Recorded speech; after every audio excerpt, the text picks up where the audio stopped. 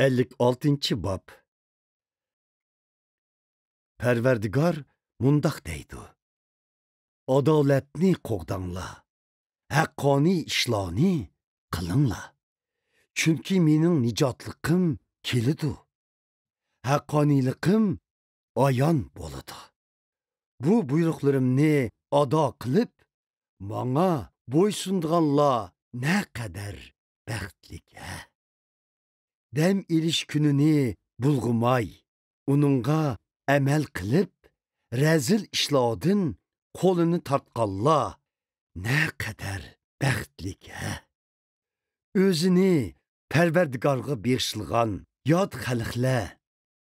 Parvardigor meni o'z xalqidan ayirib etdi demisun. Oqti qilingan erlamu o'zini men qoqshol daraxt deb yurmusun. Chunki Parvardigor mundoq deydi. Dam ilish kunimga amal qiladigan, meni xursand qilishni tanlaydigan, ahdamga amal qiladigan, oqti qilingan erlarga o'rdamda, o'z hoylamda nom atoq, obida ato qilaman. Bu o'g'il qizlari bo'lgandinmi afzaldir. Men ularga ato qilgan nom mangu davomlashidu.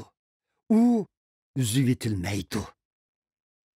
Yot xalqlardan bo'lsimu o'zini menga beg'ishlagan, menga xizmat qiladigan va meni so'ydiganlar mening xizmatkorlarim bo'ladi.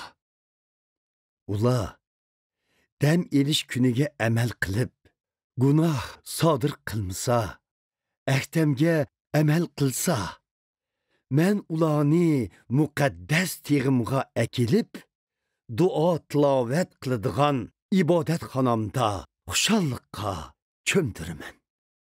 Ularning kuydirma qurbonlik va boshqa qurbonliklari qurbonlik supamda qabul bo'ladi.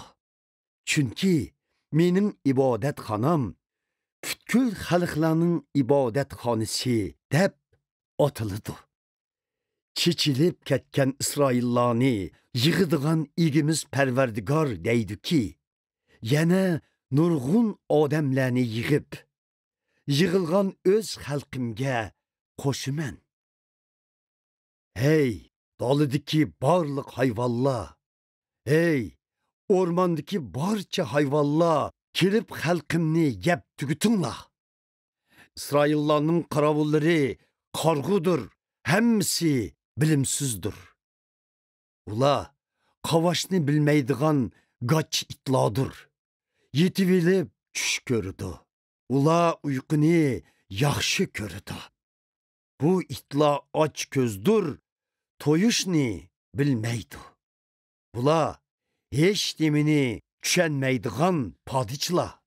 Har kim o'z foydasi uchun o'z yo'llariga ravon bo'ladi. Ular, kelinglar, men haroq akilay, qong'icha haroq ishayli. Etimu bugunkiga o'xshash bo'ladi, hatto texmu yaxshi bo'ladi, deydi.